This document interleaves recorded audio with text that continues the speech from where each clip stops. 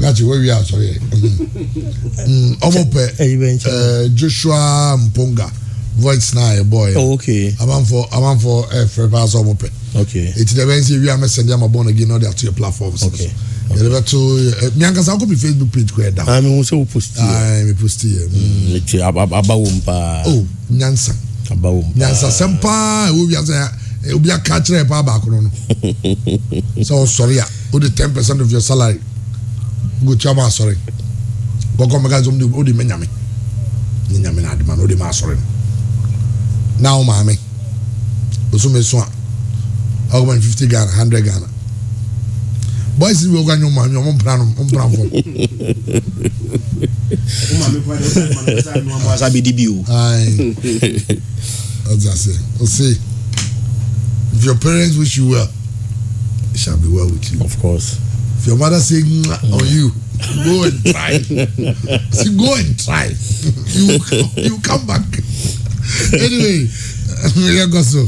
Chairman, Newcastle versus that of Chelsea. That is the game for me. That is the game of the weekend. Yes. Newcastle Chelsea. Yes. Because of Newcastle form, no? Yes. And on any day I'll go for a Newcastle win. Also, if you have only decided say because we be breaking for the World Cup and we be making sure say omunya top fixtures be for the last weekend. Normally akwa World Cup anymore because top fixtures bar big matches bar. Ebi ana akwa for injuries. Any idea some of these players. And the fixtures no, they themselves didn't know say Newcastle be to me performing this particular season. And the usual big clubs are in no. Chelsea, Manchester United, Liverpool, Arsenal, Tottenham, Chelsea. Those fixtures na avoid say ebin konkoshia this time around na and konko for injuries and family players no. But Newcastle this particular season, I surprise you it was idea and people expected CBC. Say Newcastle once they've gotten a takeover from Saudi people. When they enter into clubs, pay a lot of money. The sikashim, Emma clubs the players now pair. Now a club no fortunes and I send that yet to me as now supporters didn't want you any year. And see once that Saudi takeover and buy any day, people expected this. But the problem is that and I say now Obi expected to be this particular season. Say Newcastle after just last season, no, this season, mobile pick some kind of former. A very difficult team be a Uchi and the Biano, Obetimiaka win over that of a Newcastle. As we speak, this particular season, Newcastle will lose a game over the St. James Park. Manager, a friend say Eddie Howe. This season, a Juma Awaye. So far, he's won 5 Manager of the Month awards or take you over that of a Newcastle. Man for Asha said to the likes of Jose Mourinho nominee adie say Juma Mbabe we Premier League ni mu nyina Chelsea, Manchester United and Tottenham nyina no Jose Mourinho etimi eje only 4 manager of the month awards in this the how to win 5 so far per Juma Awaya that is a papa ne more e was soro o Newcastle this particular season open teams are defensively omoye very good omoye solid pa Newcastle ka ho they've considered just 11 goals in the Premier League. Joint with that of Arsenal. It is a whole boss now, but to send the money more so and Yamakoye the manner. They have certain records and Newcastle to Swobi. And I don't care how good and clinical and defensively how solid are Newcastle team this particular season. Over here Chelsea on the other hand, there was that technical change of their hands. Coach Eko, Graham Potter, but people are expecting say yes, a new manager stepping in the name of the club no. Ashasiano, yes, it was okay. But along the line, 1 or 2 bad performances be able to be rem. But Graham Potter as a coach, chairman, on also a very good record against that of a Newcastle. In the last 7 games, only Newcastle abo enyina. We lose just 1. We win 2 and we draw 4. In as much as I was in Dawson, their chair and say, but say in Lucia, a difficult to manage and be Lucy whenever he's meeting that of a Newcastle. Or Newcastle so baby omo that says things are going very well for them. It's just for Chelsea team Nankasa so apart from their manager's record, Chelsea team Nankasa so last 8 meetings with Newcastle, chairman normal winning 7 and normal losing just 1. And certainly, or record winning na Nanka bibia beche say matches no and I say match no if favor that of a Chelsea. It was saying Chelsea team ko good results, but a day na answer. A danyina enyepe It's in as much as our manager records Okita against Newcastle, yeah. Utim Nankasa records Okita against Newcastle, for the first time, Newcastle Etimia will the manager of the month award. This is the player Newcastle. Of course. For the first time, chairman, since 2013, Newcastle Etimia will the manager of the month award and the player of the month award a boom. A check how good they are performing. 2013 it was a Lampard winning team crew. And at this time around, Coach Eddie Howe and Miguel Almiron aye. Miguel Almiron this particular season has 8 goals for Newcastle. It was 6 just last month October. On his uncle work up now. Now, only 9 biao go tune. Debbie or in Hushim Paraguay for a man qualified. Yes. No game na boniye at the Amane club because he has nothing to lose. He's going all out to fight. Apart from that, another player on also World Cup Libby, Chairman Callum Wilson. Yeah. After 3 years of his absence from the English national team, when your opportunity English national team World Cup. And when you have such an opportunity, you should sound some kind of caution to a compete. And certainly, on also person all out. No goals. He's also gotten 6 goals so far. And the Diamond Newcastle team this season. But over Chelsea, one weapon at Chelsea Benya in this particular game, I'm expecting Aubameyang to start. Chairman Aubameyang last 6 matches against Newcastle, he has 100% head-to-head record over them. The last 6 meetings against Newcastle was just 6 goals. And the Diamond that of or no one can personally. And to start such a player, you are confident to say, baby, our corner and as a team now, Oceano, a team he loves to score against them and to give him the opportunity. There is that likelihood. So, bet me, so between these two teams are player was a Chelsea very careful of Bruno Guimaraes. The player has a lot of quality. Adi Angolo Kante be Chelsea in midfield. I and Angolo Kante ni wa Chelsea be breo hono. Bruno Guimaraes has that thing and he's going to give it to Newcastle in midfield. He provides that solidity for the defense. Osansu liaise very well between the defense and then the attack. It was such a player. Not only boxing midfield Nemawa. Adding Chelsea able to see N'Golo Kante. And certainly who to do that kind of a Juma won't feel you want a problem kaka. You are expecting a certain key men for that of Chelsea back to the party. But this season, player from last season more so any goals, any assists, almost a lot of numbers in my Chelsea in a midfield. This time around, the name mentioned and calling for my player. Mason Mount. Yeah. He's only gotten 2 assists and 2 goals for Chelsea throughout this particular season. Raheem Sterling now need that he keeps misfiring the chances at Chelsea Bakery. And it's a woom. Now we share one of the best goalkeepers in the Premier League, Nick Pope. This time around, Nasa Obe attack and both those chances away. Chairman, a very difficult the amount. So bet me certain results. And I believe, sir, that's notwithstanding. Chelsea Bepeso Obenya results, they are going to go into fight. Because Todd Bowley at Chelsea and found only matches a manager, but so what Chelsea won't chair and Yaman Koyamawa. Or no as the team owner, bet to be a free team, no upper baby afa. And the pressure is on Graham Potter to deliver. On to be Conco Gina game, we will not on time to Conco Lucy. But Newcastle also feels said for the first time since 2011, our boy a top 6 club. Premier League, no more that third in the year.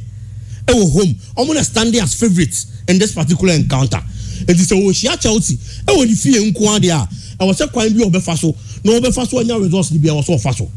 And I know putting Newcastle players in our head. A quick one on that game. On that game. In fact, it's the biggest game this weekend. The man is through my Chelsea. He said, since I Chelsea in Brentford, about 0-0, domestic football Chelsea in be about 0-0 against Brentford. Only Manchester United, about 1-1. And another year, Man City share 2-0. Before some Man City beat Chelsea 2-0. No. Now the last 2 games in the Premier League at twice no. Now Chelsea lose.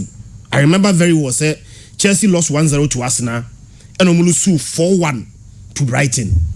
For the first time since 2006, Jose and a new coach at the match Chelsea elusu 3 games to us. 3 domestic football games to us. Yeah, can say Chelsea elusu games me to us. Domestic football me so the league me no count. Now the Man City game on board and Siano so can 1. 3 consecutive games at Chelsea aboard. Chelsea elusu ni and we are manager now be start here Jumano now a koye at the initial stages next phrase say jigu say ya chairman then you should be concerned. Of course. Now the amount pressure or Chelsea so they say they are playing against Newcastle at a very bad time. Newcastle time now Chelsea form not dropping in the form of their lives. No one want to play against Newcastle, not even Man City. Man City break power. Man City any Newcastle about 3-3 no. At a point, now Newcastle leading Man City by 3-1. Yeah. I'm gonna take it 2-goal lead.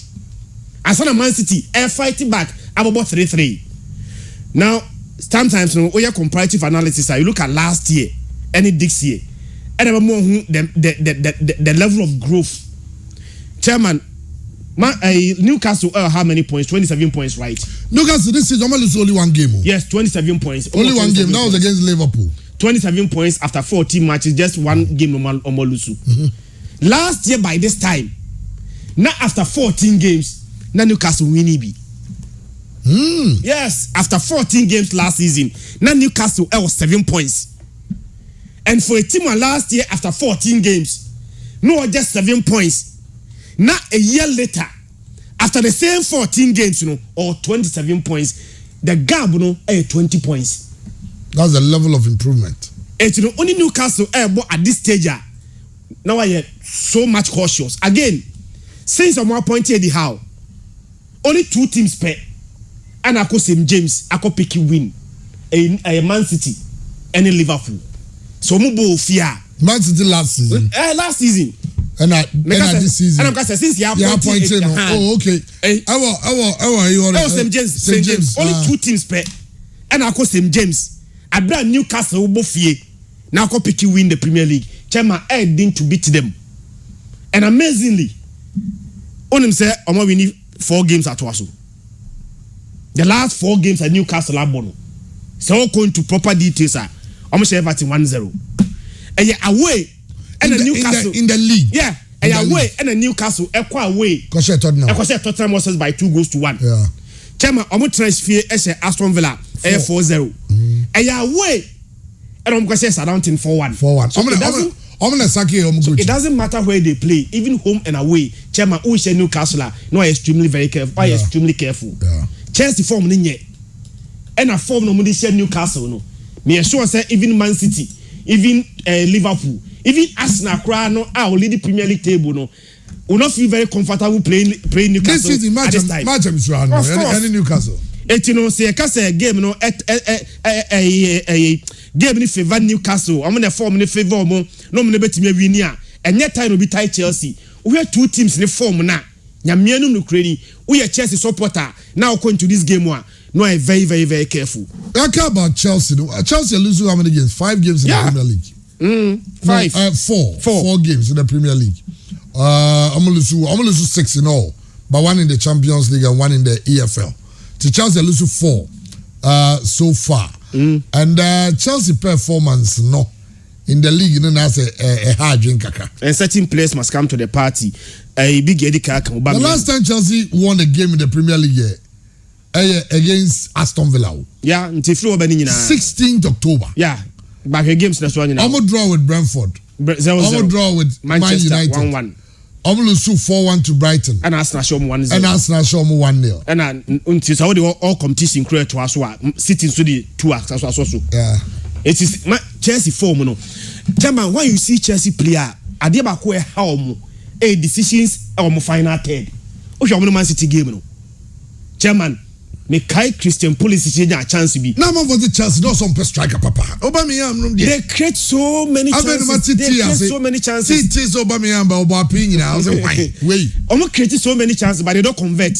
So create no one convert now play against Man City create they will convert.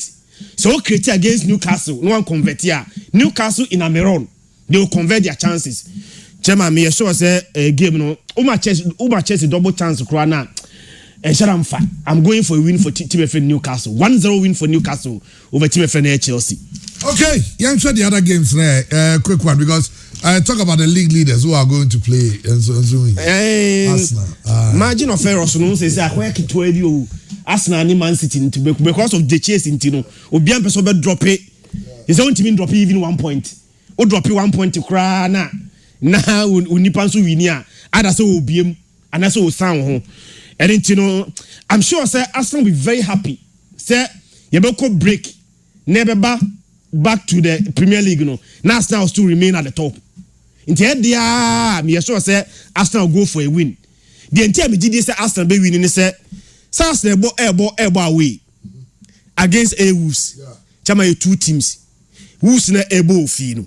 Saudi FA and the Premier League na Wolves at also 19. Omunya de ofie. So far, se fie near they can. Chairman, Wolves for at also 19th. Almost 5 goals. I consider 11. A fee. Arsenal na elbow away no. The best performing away side in the Premier League. Arsenal enya 16 points away. Team atosu mienu a enya more points away kra no. Newcastle omanya 12 points away. The man here ni so kra de ma Arsenal more ni say ope teams so a asa more goals away a Arsenal has more goals away than even Man City.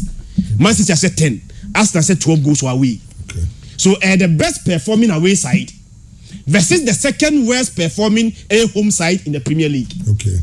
And because of motivation, Arsenal to make sure say at least yen breaking league nko emra resume league ni there. Arsenal should still remain on top of the Premier League. Me assure say ye be call World Cup ready amount for you players ho.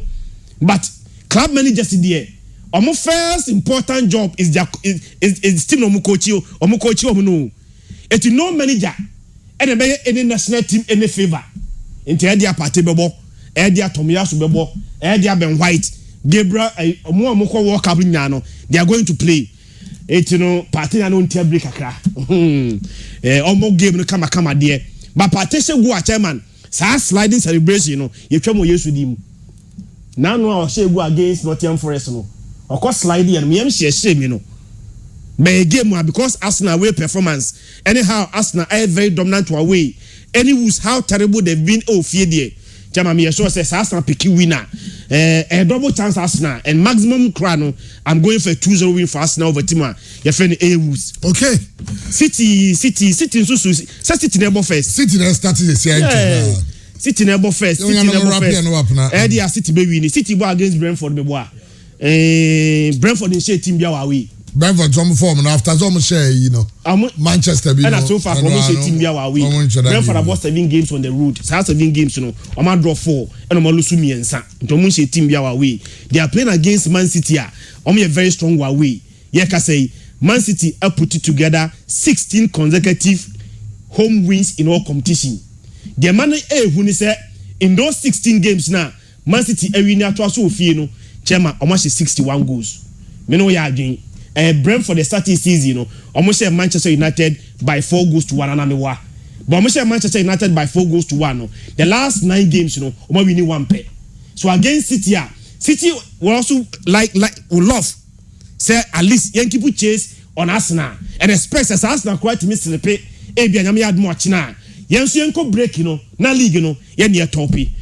Chairman, the last two meetings, City versus Brentford. Last year, City winning me nyina. Baku 1-0 and baku 2-0. But the who ni say and they ko twa.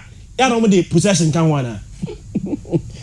Possession. Yeah, original site go. Okay. The last 2 meetings. Site no possession. Everyone possession kan wana. Hey, really.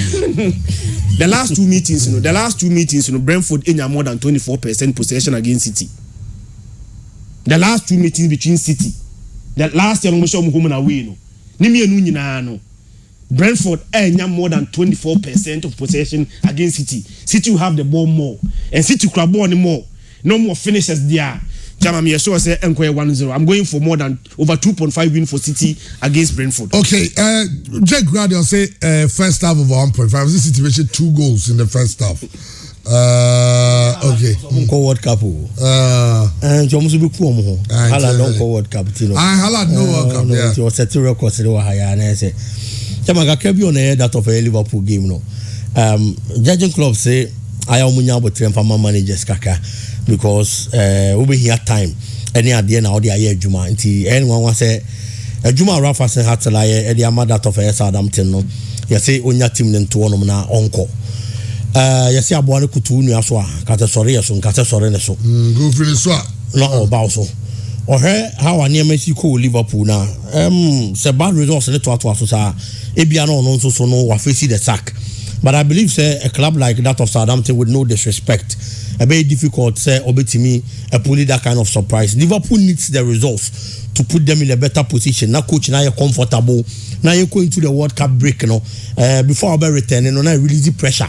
Kaka Eddie Few, so they have certain players to contend with. That's Nigerian international Joe Aribo, one of the finest attackers in the EPL. If you've watched him play, how he see football, Eddie creative space, dribble, and then the passes. And there certain players in the Liverpool squad, so no, wouldn't have say omobechichi omonai say bia e pese call World Cup and I saying obiti say Thiago Alcantara given the opportunity because it's out of the Spanish squad, so he will have to fight and then perform very well for the club here Liverpool. I am seeing Jurgen Klopp and Emranti and say whatever it is going to take them some benya this kind of results they are going to do it. Mohamed Salah isn't also going to the World Cup. It is when you have such an opportunity making sure say obe give you all your best and then everything now or the far results you know ediama team anyone kasa so I believe that these things are going to be advantages for that of Liverpool, unlike clubs say be key players top marksmen ebe person bebo ho ban no team World Cup akwa performing. Liverpool is not going to face a lot of that, so these players are going to go out and then get the needed results. Defense, you know, Ibrahim Konate aba Joe Gomez, whenever he's playing with anybody, Liverpool defense, difficult. There are times he's going to give you certain good performances, but that consistent grade A performance, you are not going to get it from him. At the point where Liverpool team now, to say Harry Maguire or Manchester United, every defender he plays with, or my defender and the performance, are poor. If Ibrahim Konate is around, I am expecting say, you see in this particular fixture. Now, no any that of Virgil van Dijk, Ebebo Echuono Liverpool. In as much as Southampton, and Yaman Shedam Koyim from Mahomo this particular season, no, Untimi and writing off just like that. They have very good attackers. Che Adams is around, who has a lot of quality on any day. Any kind of defense will be Shebiano. I'll bet to me, I'm out that kind of problems. In midfield, if you are talking about Thiago Alcantara, so our quality obetimi aginem no wasi akan dia ma Liverpool na niema koyi e dia mo you can also talk about James Ward-Prowse, another quality and solid midfielder for Southampton team no. With all these players available for Southampton no, in as much as niema chedan koyi no chairman very difficult obetimi really off, but that's notwithstanding I'm expecting say Liverpool ebe call all out now results ebe here nebetimi aboa na kushi no mo amomo dia ko break no e dia ba no ebe that's better for Liverpool, and for the 3 maximum points there I am expecting Liverpool to take it, and I know it's surely almost also ebe for Arsenal game no, the performance of Arsenal and you may in one way or the other ebe dependent on the performance of Manchester City. Arsenal the performance and as a record of so be check, but Royal Manchester City in so only Arsenal na compete. It's the kind of chase I'm remember Arsenal team no, and only by motivation and the Arsenal team says the City go first. Na se me Arsenal me who City results on only benya and only bet me aboa na pia me na me so makwa yere me ho e wo soro wonom. So for Arsenal and the Manchester City game no, how bad Brentford team na say Christian Eka winning on the road or getting results on the road has been a problem for that of Brentford. And that's we share a Manchester City side. A lot of quality in abundance. If they are deciding to bench a lot of the first 11 players and after starters in poor, free bench a hell of a problem. It makes it difficult for any other club. Now, especially Ushia a team.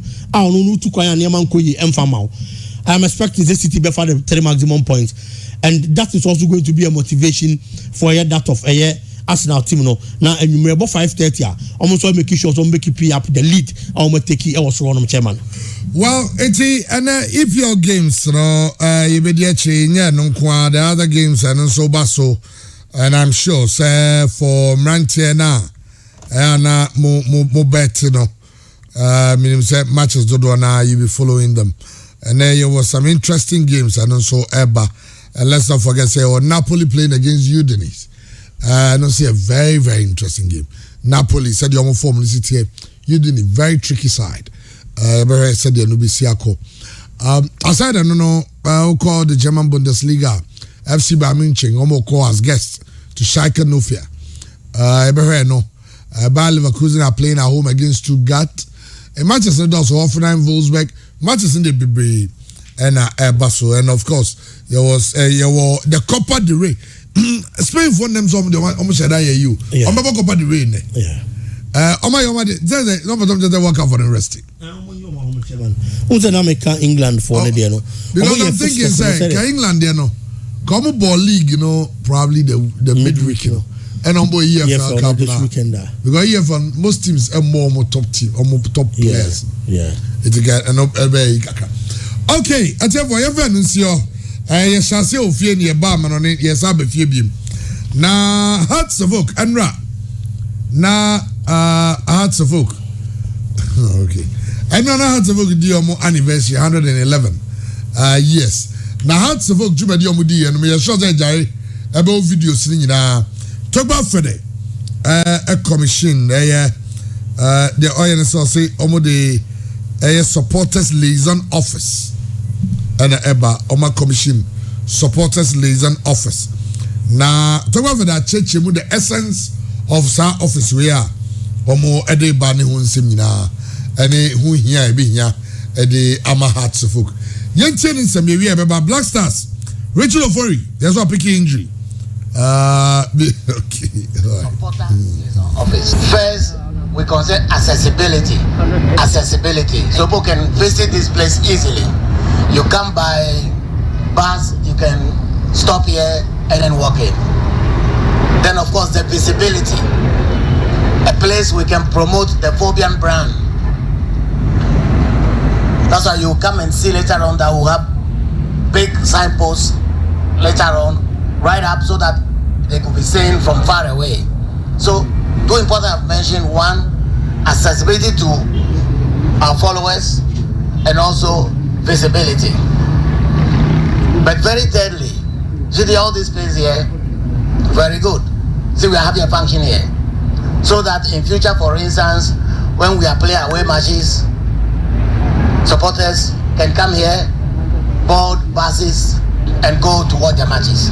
So those three considerations are important.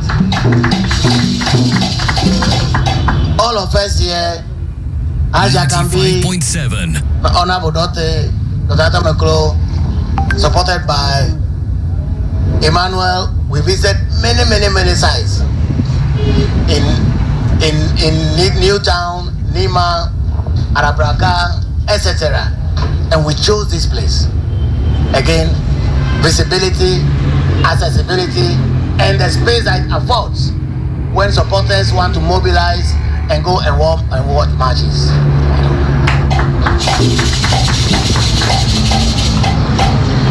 It's a very cute place. Unfortunately, we all cannot climb up there. So we'll do the ribbon cutting right at the entrance somewhere there, because we all cannot go up.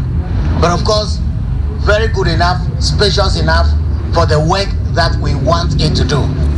Okay, and we had to vote on anniversary. We were here live on Facebook and now live on 1HD television. Be a sure say Mokati ribbon no. Now the ten say Omo dike cake marking the 111 years a Hearts of Oak has been in existence.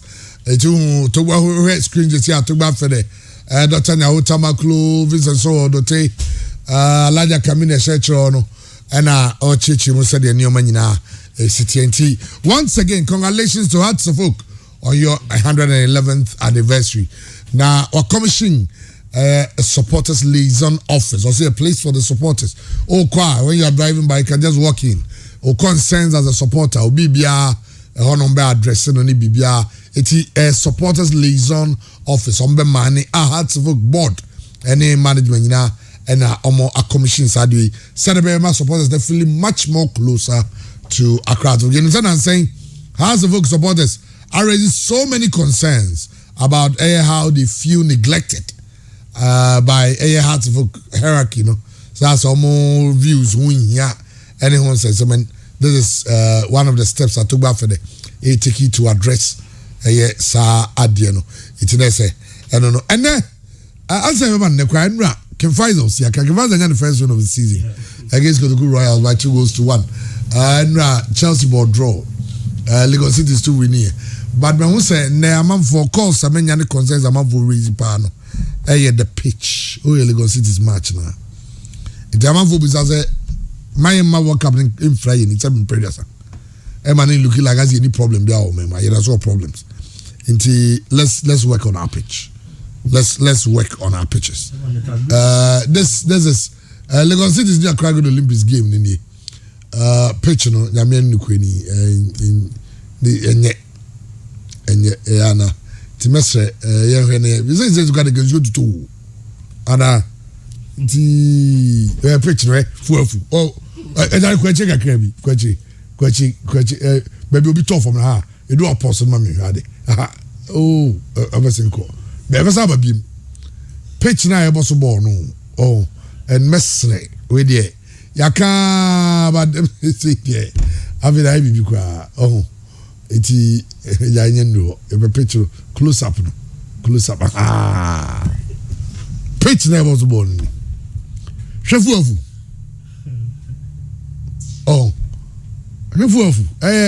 Sadly, never be saying World Cups can TB near their bed dresses some of these issues. Yeah, good. Some of these challenges. By Minister, I am very proud, very, very happy. Say $9 million now. You more group gives in near the 8.1. But FNSU sponsorships from other corporate institutions with respect to the World Cup. So they can also channel some of that scan. And you say World Cups can't you couldn't now World Cup. What a blast out on air leverage, Eddie Pisca. Scanner Benyan for Swana Benyabino. Use some of them for Swana, never address some of these challenges. Because German, basically by this time, imagine says about life on Star Times. Yeah. New Year's Ghana top tier football. Na pitch a boss bonia. Chairman send negative signal to the outside world. How do you play football? Ghana Premier League. Too bad. Ghana Premier League on such a pitch. At the same pitch and last year, Sule Kobosu put a no TNT. Penalty referee. Me have it. Kwachi ejai. Where penalty referee. Oh. Yeah, you know. And you say obi ad na go World Cup. And this is the penalty here. Give them mommy. Where your penalty? I don't want you.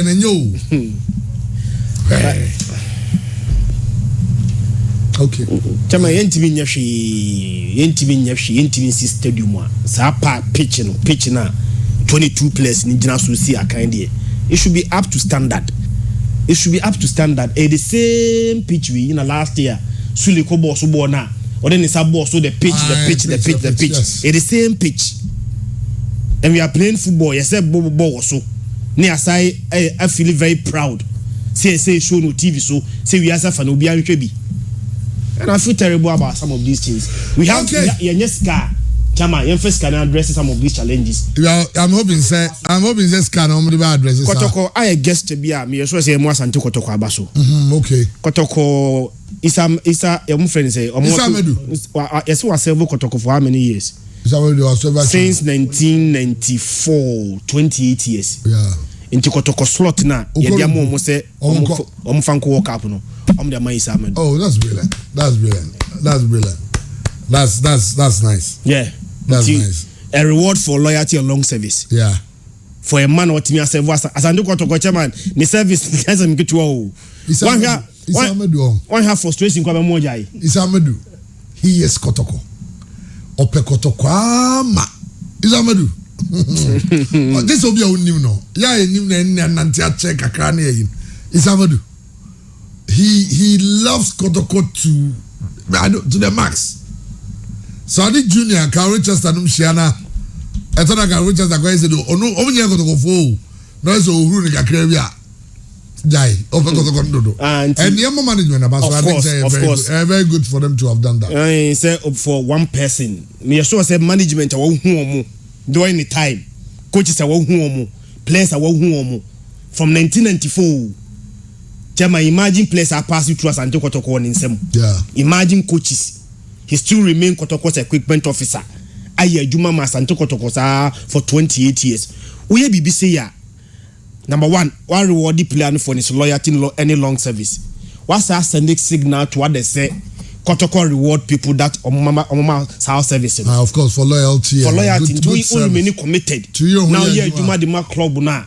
One day they also reward you. Yeah. I think says I guess and I'm managing my idea. Chairman. Size $1 million if I talk about. Some people are saying coming Katana and you know. I think it's a nice gesture from management. I just got to go here. The management could see a DB. So how about other clubs? Because I'm in your slots. How about saying you know about local players getting the chance to go to Qatar? A club can decide that we are giving it to our player of the month. Yeah, club, you player of the month, no. Whoever wins the player of the month, yeah, the slot now if the Yama is going to Qatar, one year be Mwako. And captain, and oh BB, so sir, and I said your long service, he say be. Mama go and say club officials no, CEO no go travel go jojo no. What you say? It's your moko to go abaso. Other clubs munye BB because when you say all the Premier League clubs will give your mom will be one slot to go to the World Cup. Or mom one slot to go to the World Cup. Inti next no. Yamra ne Kumasi Asante go Mediama. Mediama any Asante go in Asia. Mediama almost started league very well. But our last 2 or 3 games and yet too good. Obaka and Sena could Duncan say when ya time to prepare the team and all that. Inti ibi a man for blame game no man to kakra. Na Sena Mediama for the Basa as any baby we almost sabotage the team no anyone says but they are playing against Asante Kotoko, and that is a top game on any day. Biggie. Yeah. Chairman, Mediama Kumasi Asante Kotoko. Mediama your coach are very experienced in the Ghana Premier League terrain. Until a lot of the people were expecting Senka or Bayern and Nema Besesa. Now results be on my be crying Kuya and Kaumati those kind of results no na Ashasia Kuya at their momo. But fortunately or unfortunately, and Conquer sir. Mediama team no. Apart from that, Mediama supporters ni be Eden Sembinenam allegedly say assistant coach who was the head coach, Coach Rabi. Omako baby am catch almost say or the team name aduru so. Nti sa baby no mo koye ho no so mo ni ba kono mo ni oh. Da bia ko baby ni aka jo so ye obi. Bibia ni aka anyway. Sa baby kono so ka ho. Shewa say Kroma so the obiare do ogidi o. Ba uchi bibi dia, da bia ukoya ade show bi. Oh, eno na it's been my problem with it. Me nam for me as of say to da me omo oh we are some Gaspar so free manum. Yeah, they were come the poor masem here. Sometimes the come can with respect to these things. Da bia ni feel say we should blame other people for our misfortunes. And sabi nipa na sa so for atrofon. Omo who say that is what you want to hear. It's your because natural. Yes. It's ubawa. It's a wo. Oh star. Bright pa. Name nipa bi. And a council. Na ye nyina ye star ye bright. Ye nyina be escape. One about to mine. The life is like the pyramid. Sure. Asiana so. Elko so na eketwa. Sure. Say ye nyina be doctor sa. Se ka say a one be. One be. Enti so ko so for ka just say. Also anybody true na one. Obwa. He's a bloody liar. No, all the eti sare no you know the show be way near we. Eti da bia ama ya ma na do level. We as human beings and as a people, we don't take responsibilities for our failures. We always blame other people. Yeah. Said there is a spirit somewhere working against me. Enti nobody in yet if you're in kasa. Ade ya akwa bi ti baby so or nyame nipa. Aga chen say unya na the if truly, that is what the Spirit says. In the Bible, he says he's a gentle God. If you feel say, he will want families to be broken based on BB. Oh, your software will be with him on payment in the background. Any man in that. But you couldn't chim sa na do no answer mechanism. As I say, ya in ye. Nasabi, usu nim yansenti. No, I just had the energy. Oh, my, maybe near and another papareka. Oh, mammy, be now. Now, so nim yansenti. Sabi, what Jimmy T.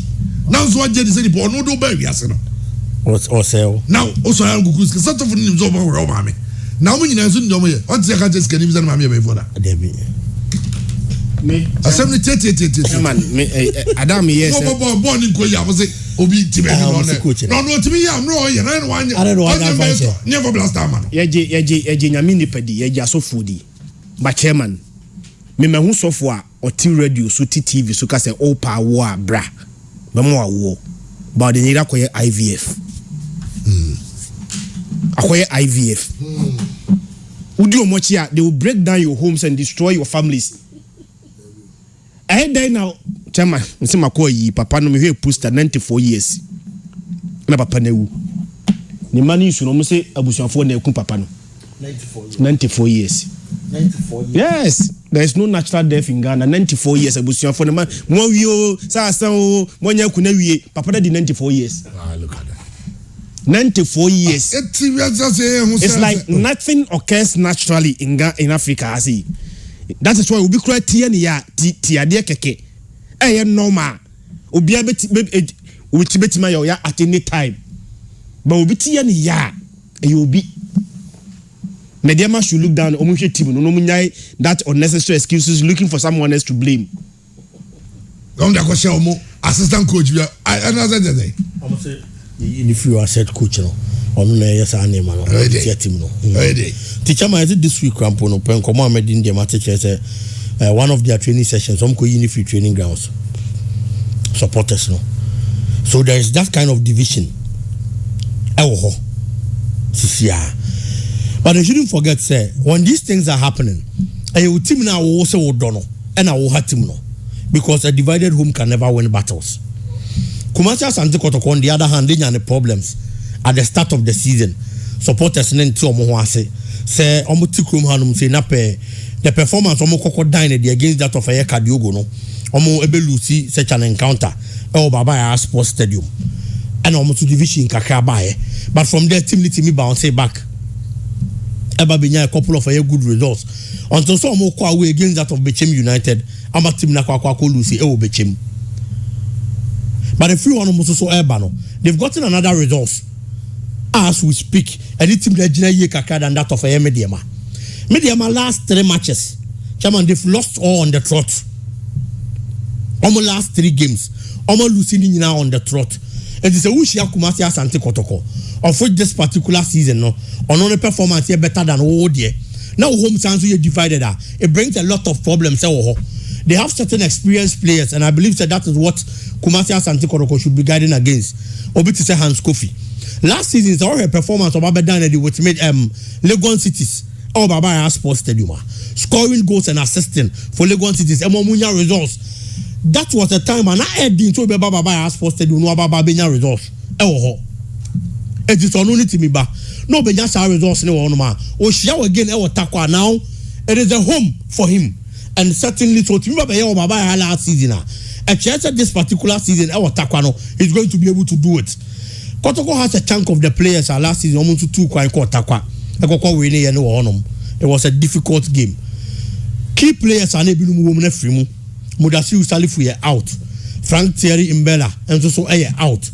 Kumasi Asante Kotoko purchases the Ababa Bishim. But purchases no more and Shadam pick it up to say the people we are talking about last season. Ubei Richard Boadu Agadas. Uyo only this in China. Kumasi Asante Kotoko Medford no with no disrespect to anybody. The kind of quality and Amudasiu Ribamau.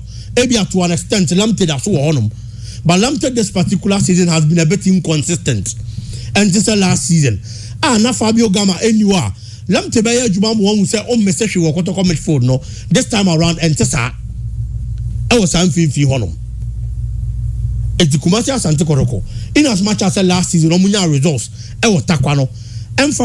This particular season team no looks a bit weakened.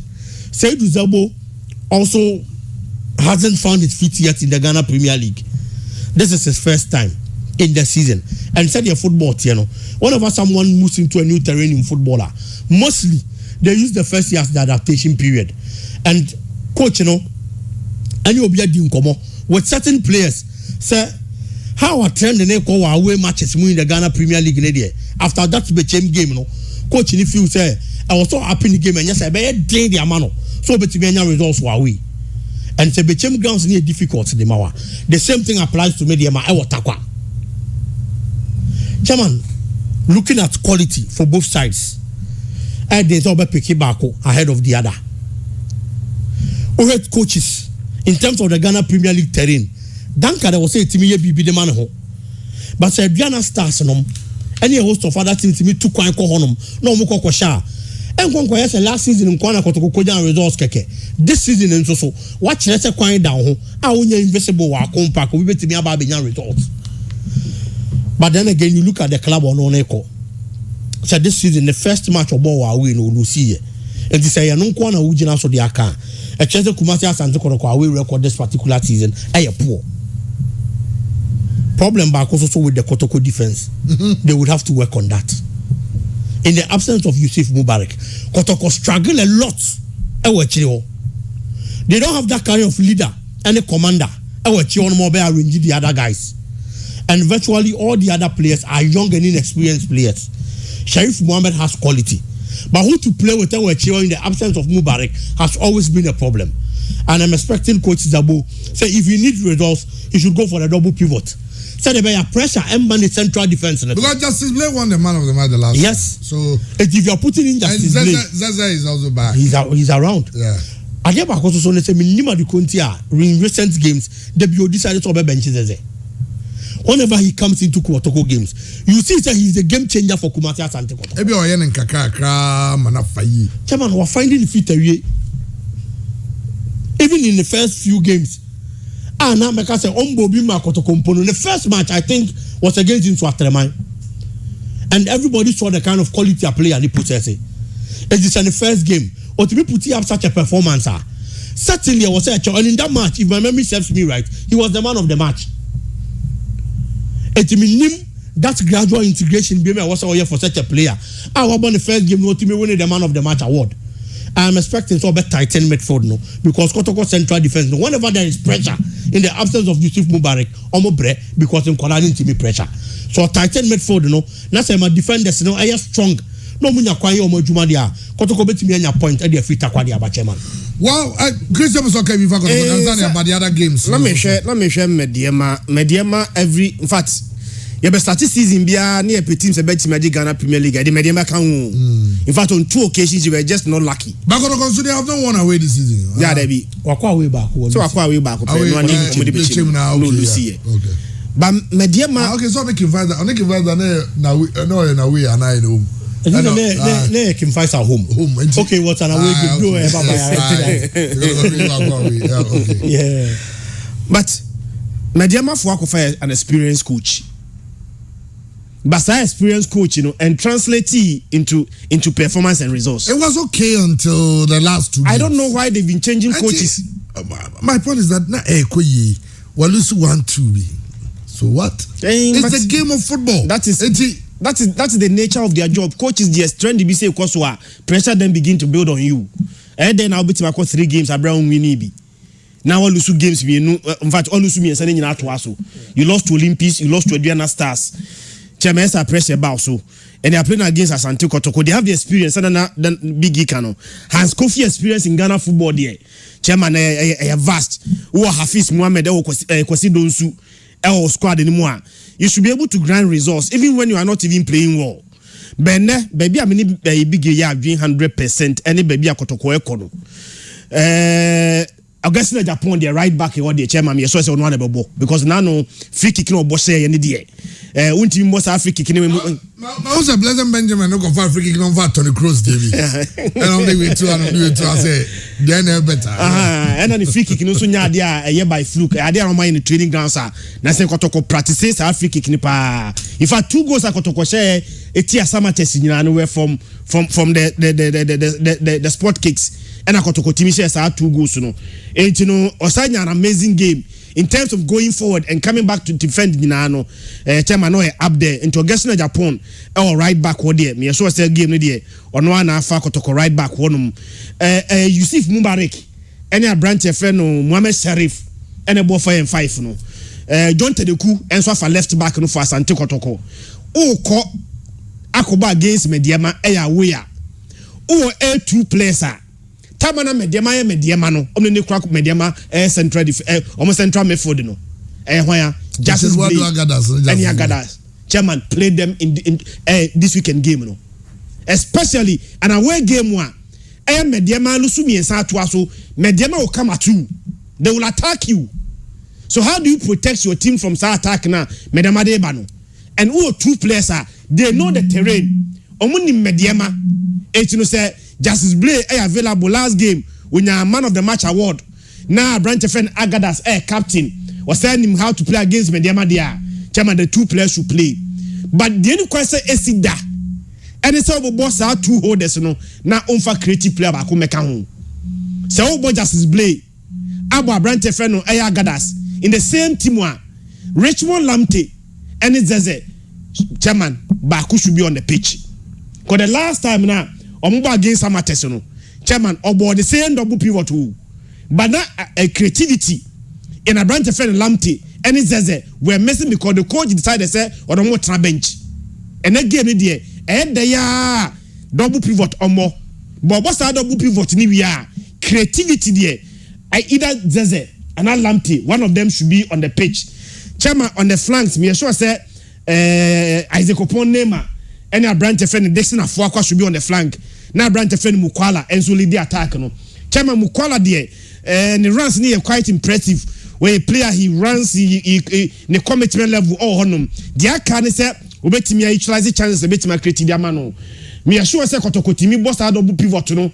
Now get stage upon no run a create overload.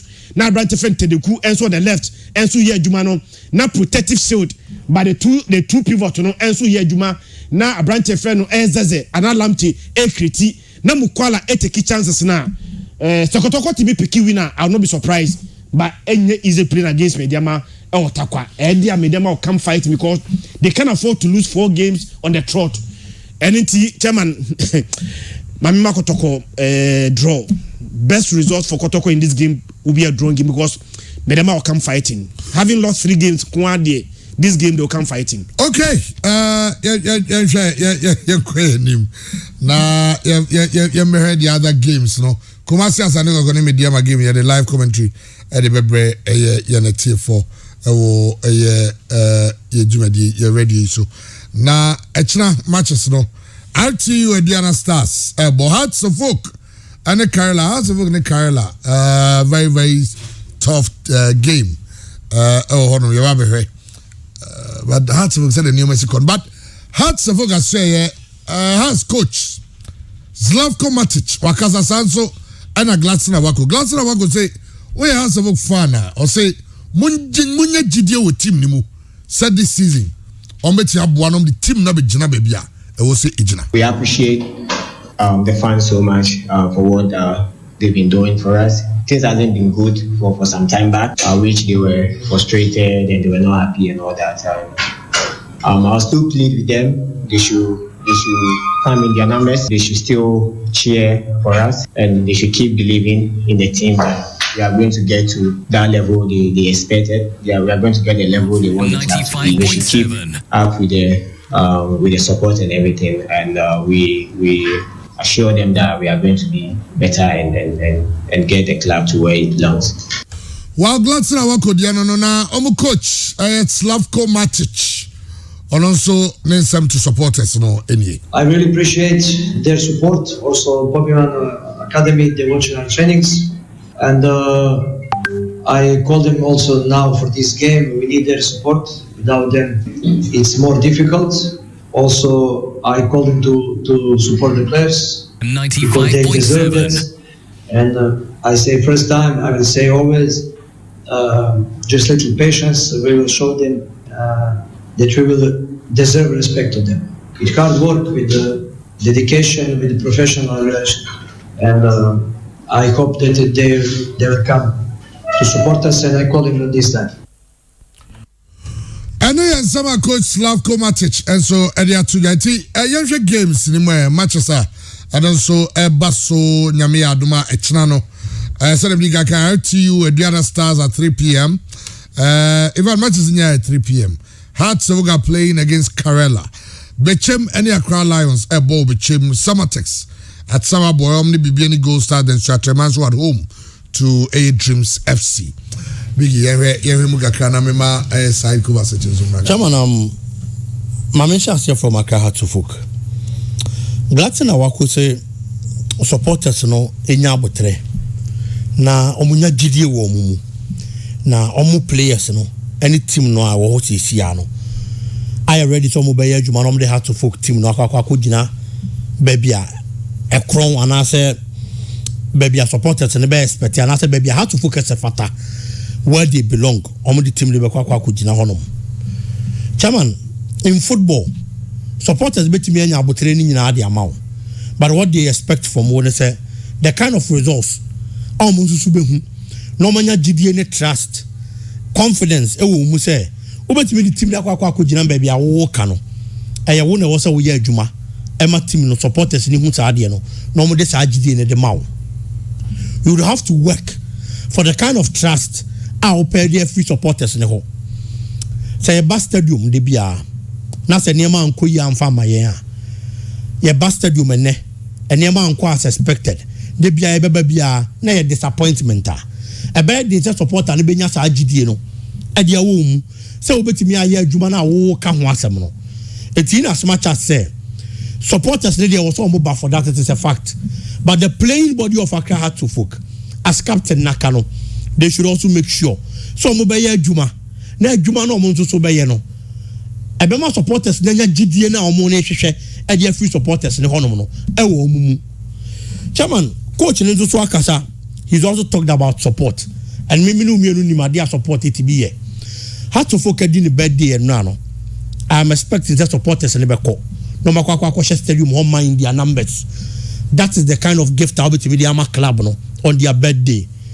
Team is also making sure say when there almost to be a pay nobody am almost supporters and say adia momudi team na chine die mu e benya dia mamo an say money beje because we betu get fees we betu dues we betu kwa matches and everything supporter ye ntua oka but adia ye de be ma wa the 3 maximum points and I say win now so dia nya wani je eti birthday na ye di ye no se mo bana mo baba beta ye chia yen so ya the win we e mamo some so mun som. Chairman, to the game itself, so I can have to folk supporter. Not a heart area such a game more. And maybe a chairman we are message. So have to folk team no against that of Kerala United on any day a difficult encounter. But right this particular season, Kerala United team no 5 matches our born were winning with 3. But the 3 now are winning in home. So Kerala United took one their friend in Ase. And found the grounds are all Kerala United didn't team win this season. In the out of 5 matches, no 3 wins in your home. Losses mienu na on the part of Kerala United. Losses na abano mienu ni nyina so ya away. It is the heart of Ibo Homa. They are confident to say a team will took one and Yaman Koye and Famano. Near well performance and yet say we took one the about me side and Quadia. I have to capitalize on the team's weakness. Namidiname results. Again, that of Kotoko Royals had to focus and share more the best of football. But the most important thing they say, when you are in a big club, and after when you are a big club, chairman, even when it is difficult, grind it and get the needed results because a league na able. And the 3 points, you know, quite be our first one when you have 3 points in the okay, Kaboma, or your title contender, and only bet me a more to me a league, you know. So we see a free diaso, or be Taran Bokona to see our see. The Obezian and Mbuna at the end of the day or not to sweaty. It's yet the Biana Obe expected to team about the kind of footballer. Obasa no the results. It's even when things are not going well. Almost to be grinding and did our results now. How to folk did well. Against Babiani Gold Stars. Slavko Matic in the second half especially. Emma me a glimpse of the tactical prowess I on one by time and Babiani Gold Stars said the red card. And your coach Biana red card but team Bimu and after the opponent team one. Ultimately, changes. Emma results to be favor. We've seen coaches who the TV one hour when you are going to expect so the now attackers in the game because one was a problem with defense. It don't for attackers and many goals. I think put an on to the midfield and defend the saber. And it's a coach at me who say Tokra Baba let me capitalize on that. Now me final results are chairman. The Chinese coach, is a very good coach. It depends that. He only need to do the right selection for Accra to folk. Gladson Awako as the captain should be at the party. Or make sure. So bet your leadership or pitch and so. Una our first supporters. as the captain. So mumra no mumra meta wachi. And the supporters in the bar. Ye bibi wa park and so no muhu. Say yes, omade mo osro. I'm expecting him vomu. So bejinem na adwuma na oye against baby any goal stars no. What science what chess adwuma ni bim defensively. Defensive midfield adwuma no. Abrante na say he has the quality. And not just by fluke. And or the both TP Mazembe. But maybe I due to 1 or 2 reasons and or the ABP hard to folk. When you get such players, how more that kind of quality or team more. On any day when things are not going well, they are the people that would have to stand to the test. No more Jumana de Mao. Hard to folk defense, has one player to contend with Teman. Enoch Agbolejo of Air Kaila United. This particular season. So far matches are Yabo. Ebiabo 5, Ebiabo 6. So open striker and the money was Ropano when you goes the man club. Ultimate Monia Branton in free. Was 3 goals and the Yama Kaila United team. And he's been the target man for Kaila United and the danger man for Kaila United. And the people of Enina said gradually, hey, that's our confidence. They say after the exit of Witty Taylor, this is a striker. Hey, Bia, no Baba Beshan and I know what to be a Jumana ye for Enina City. If they have to folk defense, they should make sure. Say, or one who tell it here, they can in Homa. It don't make sure to put the brakes on the player. A very difficult at the Amakaila United. Some people to the target man, no the needed results. Has to folk, the home ground should be there. Ebeka Sadiamaka had to folk. The supporters should be there in their numbers. Has to folk team Nankasa. Chairman, Ubo home Nkwadia, Ghana Premier League, how the format is. Ujina Fiena say, oh, bar, make sure to obey your results. No, occupy away Kakebi the Asoso. Na niema ko ye di amount and a title contender no na get person wrestle Kumasi Asante Kotoko now the title ni free in 7 there with no disrespect to Kaila United matches like this matches are by whatever means bring your A game and get the needed results and I believe the coach have go match and in the man tell me to me yes adwuma no man results are almost on the day Kakebi on a that of RTU and I'm not the understand I have no term now yes okay RTU team now. Chairman, they have a lot of quality. Ronald Frimpong is still around. Quality winger, or Pekebo now. Or how he runs with the ball, the dribbles and everything. It's all your Diana stars. Now, because she has such a team, that's a Quina Utua. You know how difficult it is for you. David Abagna Sanya, the best midfielder to me in the Ghana Premier League. There have been players from Apeke form, our mobile, but a branch and a consistency level I watch in games. Our Ghana Premier League, certainly a top notch. And Ghana Stars, because if Fabian are building a solid team at this season, how our mobile, they've gotten the confidence. Certain players are no more team, more anti-said and today they are doing it. Kwame Adom Frimpong is a typical example. Watch winning the Player of the Month the last time, Player of the Month awards, actually the kind of quality the performances are Branty and Dynedy. This particular season, it is going to be a difficult game because I think you feel say, but beyond done yet. But who are Diana Stars now? Who took Kwayabano? Oh no, as we speak, oh that baby, are you okay? But maybe the baby, I'm imaging and a club like RTU, and to me, so relegation better this time around. But that motivation gave me very difficult. The American Stars, but I see Adriana also wanting to win the league. Any Juma Park was the Fabian I so far this particular season for that of Adriana Stars. They will be going into fight a home advantage for that of RTU. But I see Adriana coming in. Chairman, a draw wouldn't be bad for both sides because we'll be able to be that results at the Amano. None of this particular season. Okay, Biggie Evans, you are now. Said the Diga kind the live commentary no. Let's not forget the Guza Games the 27th. Guza Games Ghana University Sports Associations. Also games in Basso. Now a national record for 400 meters hurdle women's division has been shattered and a new one set. Ababa wa friend Asana Hamidu of the University of Education Winneba were breaking the 16-year-old record that was held by rookie Abdullahi with a time of 59.13 seconds. No, that was in 2006. And a rookie, yes, our record. Asana made it 58.69. The old record, now 59.13. Asana, 58.69. Why you know this year's Guza Games. Now, me name say we opportunity to go watch the games. So Koragorebi. You love it. This year Guza games, no. More the pa. There's football. There is athletics. There is volleyball, basketball, even beach volleyball. Ni nyina bi honoma. Amanfo also be a corner okogohebi. It's in KUSC and the host university. You hosting the come up anti ye nyina ye nko hona ye nyina mfie ho ye susum ko tachi. Many university a okoye and university onya association with okwa no akota o machi. And so honum. It's a Pajo Stadium okwa there's hot oh sometimes I say, hey, University Grand win my muaka Kenya Pajo pitch. Look at the tartan tracks, look at their volleyball pitch, look at the basketball court, look at their tennis court. BBA is going so well. And KUST winning okwa Owetina Yen follow said AC with respect to Guza games. No? So far 5,000 men's final.